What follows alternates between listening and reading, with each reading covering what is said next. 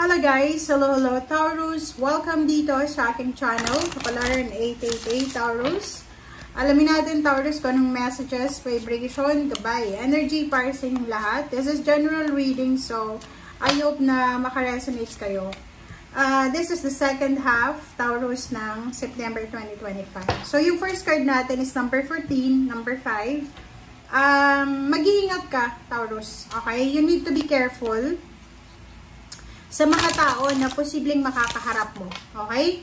Kasi hindi ka sigurado na kung sino itong makakaharap mo ay may posibleng siya ay may lihim na galit sa'yo or may lihim na inggit sa'yo. Kumbaga, maging aware tayo, makiramdam ka, and mag-pray. Mag-pray ka na sana yung mga tao na makakaharap mo, makakasalamuha mo for the next 2 weeks ay kumbaga, ipakita sa iyo ng Panginoon kung sino yung masamang tao at kung sino yung totoong tao. Kasi, eto ay posibleng napapaligiran ka ng mga taong negatibo, toxic, mga inggitero-inggitera, mga may lihim na galit sa iyo. So, Taurus, tingnan natin. Huwag na tayong lumayo sa pamilya. Okay? Renewing your life. Wow. So, dito sinasabi clutter. So, yun nga. Resonated siya sa first card mo. Ang sinasabi sa'yo dyan, Taurus, na yun. If ever lang na mapaligiran ka or malaman mo, or maybe there's a revelation na kung sino yung mga tao na gumagawa ng masama laban sa'yo habang nakatalikod ka or nakaharap ka man, sinasabi ng barahan na oras na para alisin mo sila sa buhay mo. Kumbaga, healthy boundaries, 'di ba? Lalo na sa pamilya. Kasi minsan, 'di ba, kahit na sinasabotahin na tayo ng kapamilya natin, since yung close ties ng Pinoy, 'di ba, kailangan magtiis kasi kapamilya Pero alam mo minsan, hindi mo kailangan magtiis na sabihin mo na, okay, magtitiis ako, kapatid ko naman ganyan, ganito. Sa baramong yan, sinasabi ni renewing your life, kailangan mo daw na i-prioritize yung sarili mo. Kailangan mong ibigay yung healthy life sa buhay mo talaga or sa life mo, 'di ba?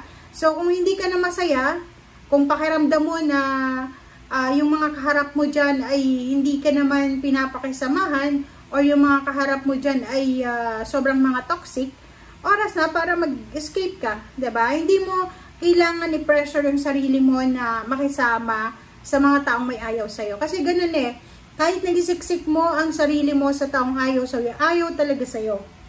And one thing, sinasabi ng baraha mo na yung mga tao talaga na naniniwala sa'yo, okay, yung mga taong naniniwala sa'yo, hindi mo kailangan mag-explain sa kanila, pero yung mga taong may lihim na galit sa'yo, may lihim na inis, naiinggit sa'yo, makarinig lang yan ng kwento tungkol sa'yo, i-judge ka na yan. I-judge ka na without knowing kung tama ba yung narinig niya. So, sa baramong yan, sinasabi na, life is short, di ba? Maikli lang yung buhay, gawin mong makabuluhan yung buhay mo, mag-focus ka sa sarili mo, alisin mo yung negative na tao, negative na situation, mag-escape ka dyan, mga habits, lifestyle, basta mag-focus ka sa positibo. Okay?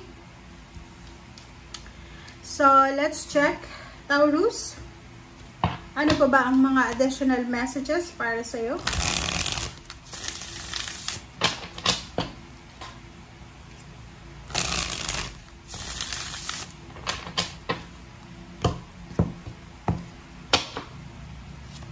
Okay, first card, same with the Capricorn Death card.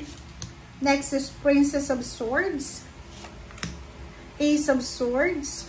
This is news, communication, and sa ilalim mo dito is Knight of Wands, Justice, Four of Swords, okay, Hierophant, Seer of the Fool, Four of Coins. Diba? Tingnan mo. Ang sinasabi ng baraha sa'yo dito na meron ka, Taurus, na posibleng pagkakataon na magkaroon ng parang chance na makapagsimula ka ulit para mag-iipon ng pera. Like, halimbawa, kung palagi kang nag-iipon ng pera and siguro for the past week or past months na medyo feeling mo sobra-sobrang burden mo, dito sa barahang to, sinasabi na for the second half of September, posibleng magkakaroon ka ulit ng positive outlook sa buhay, na yung pangarap mong pag-iipon ay posibleng magawa mo ulit. So, nakikita ko magsisimula ka ng bagong trabaho. Yung iba, pwedeng yung iba mapopromote, or yung iba, talagang magsisimula silang magtipid, mag-ipon. Hierophant, this is partnership collaboration. So, nakikita ko sir dito na sa usaping relationship, wala kang dapat na ipag-alala. Kasi, sobrang tahimik, sobrang parang nakikita natin dito na yung relationship mo ay kumaga kontrolado mo. And Knight of Wands and Justice, there's an offer. Contract signing, offer of commitment. So, pwedeng may mga kontrata na pipirmahan, papeles na kailangan ayusin. Mayroong good karma, karmic justice, karmic freedom na posibleng darating sa'yo. Alright, so let's check. Ang first 4 cards mo is the card, Princess of Swords, Ace of Swords, Queen of Swords. So, this is good news. This is communication, letters, chat, call, para sa mga Taurus. So, ihanda mo sarili mo kasi posibleng makatanggap ka ng balita. Okay? Isang balita na yung direksyon na tinatahak mo sa ngayon ay posibleng maputol siya. So, halimbawa, may ginagawa ka sa ngayon na may meron pang business. Okay, doon lang tayo sa business muna. May business ka and posibleng may mag-offer sa'yo ng trabaho. So, posibleng iwanan mo yung business mo and posibleng magpo-focus ka sa trabaho na i-offer sa'yo. Pwedeng ganon.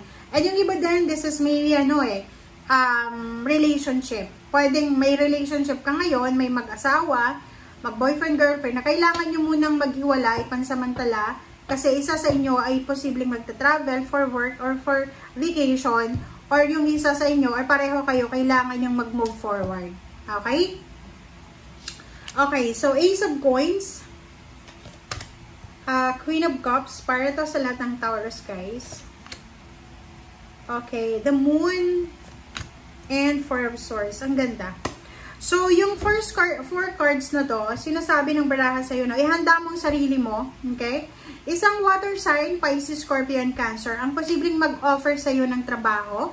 It's either mag-offer sa'yo ng financial help.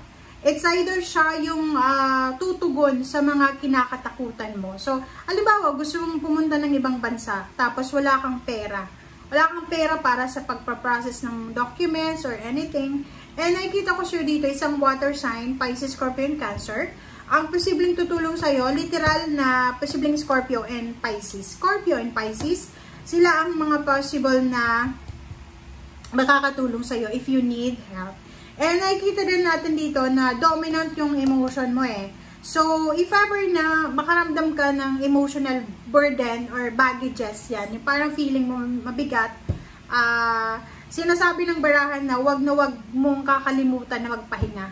Okay? Mag-reflect, mag-meditate tayo, mag-pray, magsimba, makipag-usap sa Panginoon, and mag-ground ka din, diba? Spend time with the nature, with your friends, with your family, with the pets. Yun yung kailangan mong gawin ngayong last 2 weeks na to para ma-relax ka. Okay? Thank you guys. Bye!